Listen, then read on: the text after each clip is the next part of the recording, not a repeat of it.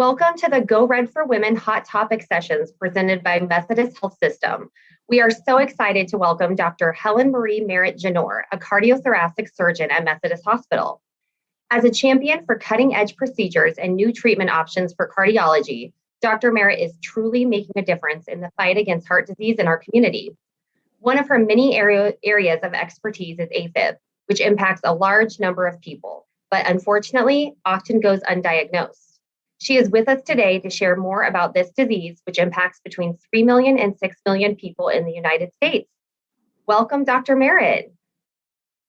Thank you so much, and welcome Go Red participants. I'm so happy to be here to talk to you guys about an issue that's near and dear to my heart, atrial fibrillation. I lovingly refer to myself as an AFib avenger because it is a topic that I'm passionate about.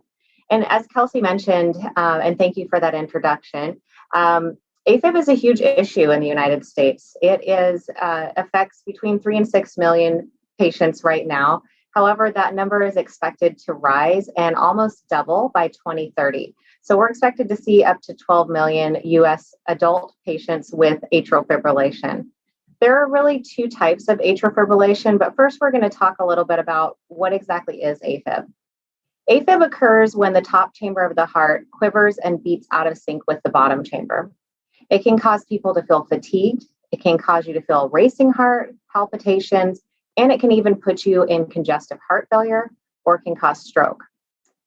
And it's important to recognize these signs because we know that AFib is a growing problem for our population, as we just mentioned.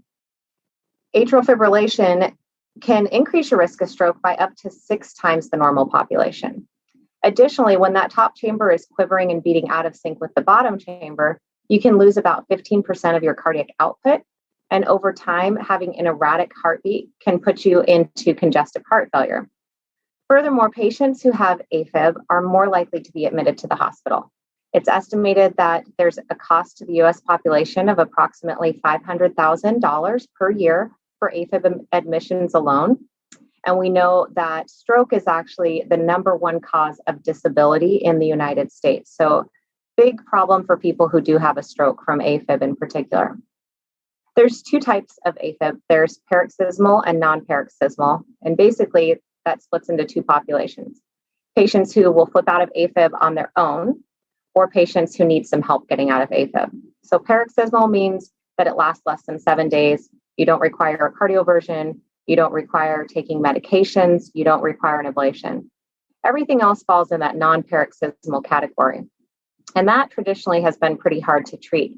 And we'll talk a little bit about what that looks like in the past and what it looks like now with some future technologies that we have to offer nowadays. It's important to note that men and women are affected differently by AFib.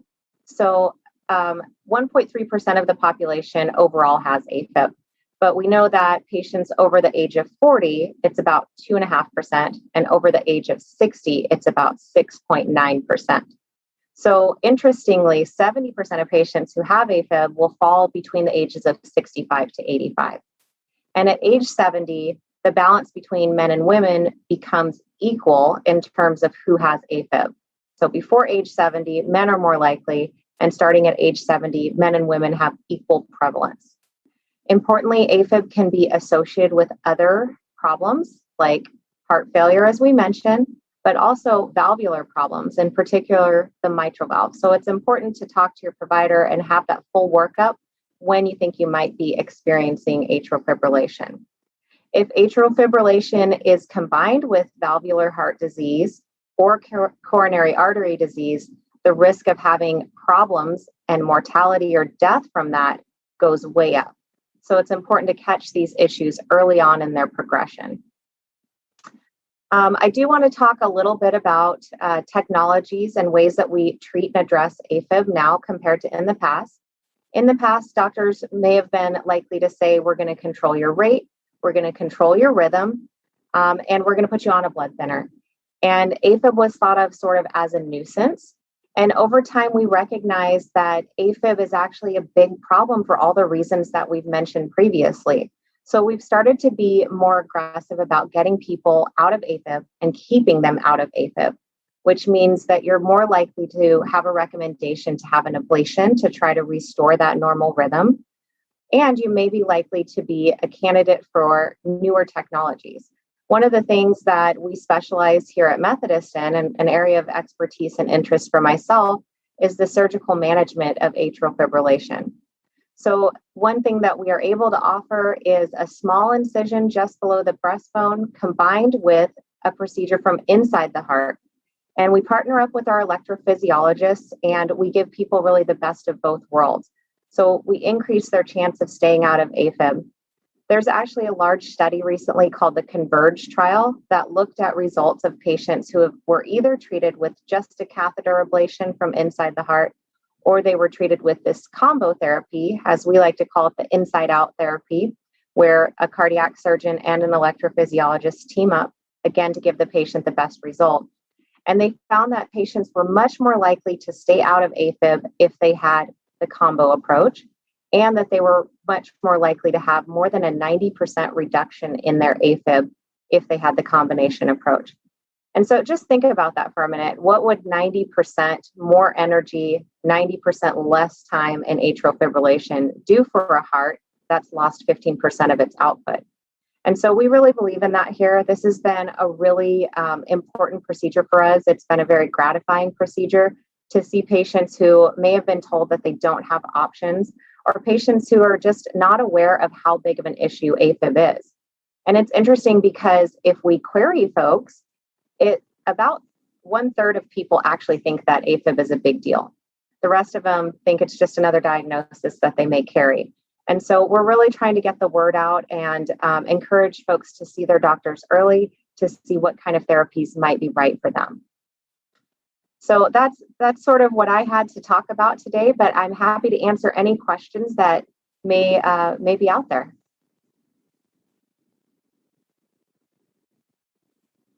Thank you so much, Dr. Merrit, for all of that wonderful information. I know one of the questions that I know many people may have, is there anything that we can do to prevent AFib from occurring? Oh, that's a great question. So there's lots of different reasons that people may have AFib. So one thing that your doctor will want to do when you see him or her is to go through a list of those things. Things like excessive caffeine intake, things like excessive alcohol intake, diabetes, high blood pressure, obesity, thyroid issues, genetics, and advanced age are all known to be risk factors for atrial fibrillation. And of course, just like any issue in cardiac disease, there are some things that are modifiable that we have control over, and there are some things that we don't have control over. So we really encourage patients and providers to focus on those things that they can control. So things like weight loss, being more active. If you have obstructive sleep apnea, getting treated for that. If you have diabetes, high blood pressure, having those under control through discussions with your doctor. But in the end, a lot of causes for AFib are multifactorial. And even though we may be able to impact and prevent some of the causes, not all of them are approachable with that approach.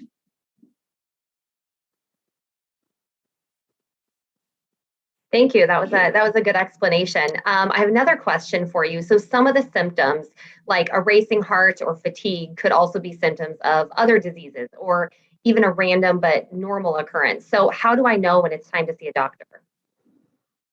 Yeah, and again, that goes back to the overall treatment of women and heart disease, because we tend to be a little bit sneaky. We don't always present with the classic symptoms, and we tend to push our symptoms down the road and put others' health in front of our own. And so again, that's what the Go Red event is about. It's about recognizing that we don't need to ignore the symptoms and that we shouldn't ignore the symptoms. As you mentioned, some of the things that can present with AFib, like fatigue or a racing heart, can be part of everyday life. We all feel fatigued at times. All of us can feel a flutter in our heart for different reasons. But if those are persistent and if they're accompanied particularly by other symptoms like swelling in the lower extremities or shortness of breath, that's when we know it's time to see our doctor. A simple EKG or something called a Holter monitor that you wear for a couple days can certainly detect any rhythm differences. Wonderful. Well, Dr. Merritt, thank you so much for joining us today. Thank you to Methodist for sponsoring these hot topic sessions. I know this information is just so helpful to have at our fingertips here. And thank you both for just truly making such a difference in the fight against heart disease in our community. Thanks so much for having me.